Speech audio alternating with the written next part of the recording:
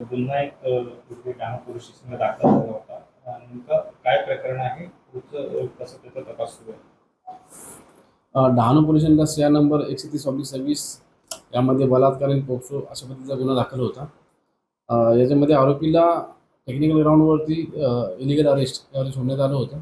आरोपी अटकेसाठी आपण त्यामध्ये टीम तयार केलेली आहे. 3 टीम काम करतात यामध्ये आणि सदरचा तपास हा HDPO डहाणू यांच्याकडे देण्यात आलेला आहे.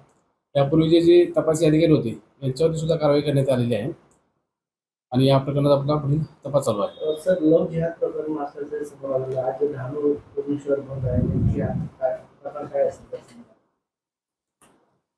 सदर गुन्ह्यामध्ये लव जिहादचं ॲलिगेशन केले जाते. त्या अनुषंगाने सुद्धा आपण तपास केलेला आहे आणि या गुन्ह्यामध्ये आपण आरोपीला लवकर अटक करून पुढील आपली तपासणी प्रक्रिया चालू राहणार आहे. सध्या कोणते कलम लावण्यात आले? या गुन्ह्यामध्ये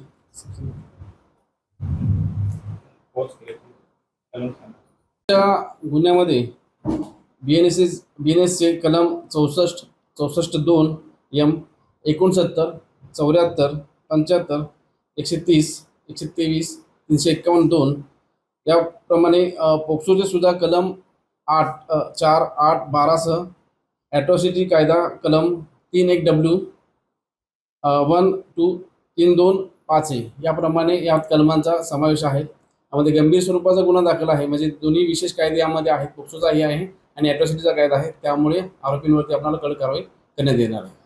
निलंबित केला आहे काय नेमकं? आरोपी अटकेबाबत BNSS मध्ये कलम 35 आहे, कलम 48 आहे. त्यामध्ये आरोपीला अटक करताना त्याची प्रोसिजर दिलेली आहे. यापूर्वी माननीय सुप्रीम कोर्ट असेल, हायकोर्टाने सुद्धा आरोपी अटकेबाबत गाईडलाईन दिलेल्या आहेत.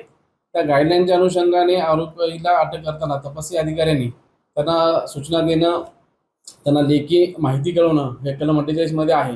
तर त्याची पूर्तता न झाल्याने ती अटक ही इलिगल डिटेन्शन किंवा इलिगल अरेस्ट या मुद्द्यावरती, टेक्निकल मुद्द्यावरती कोर्टाने त्यांना सोडण्यात आलेलं आहे. अशी जे काही त्रुटी ठेवते तपासी अधिकारी त्याच्यावरती त्या तपासी अधिकारी आपण कारवाई करण्यात आलेली आहे. पुढील तपास कसा सुरू आहे? कसं यासाठी आपण 3 टीम तयार केलेल्या आहेत आणि DYSP दर्जाचे जे अधिकारी आहेत यामध्ये तपास करत आहेत.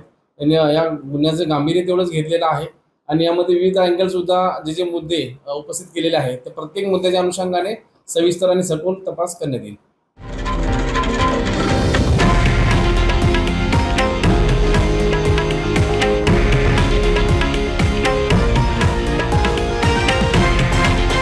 हे आहे देशातील नंबर 1 न्यूज नेटवर्क आणि आपण पाहत आहात TV9 मराठी, एकमेव.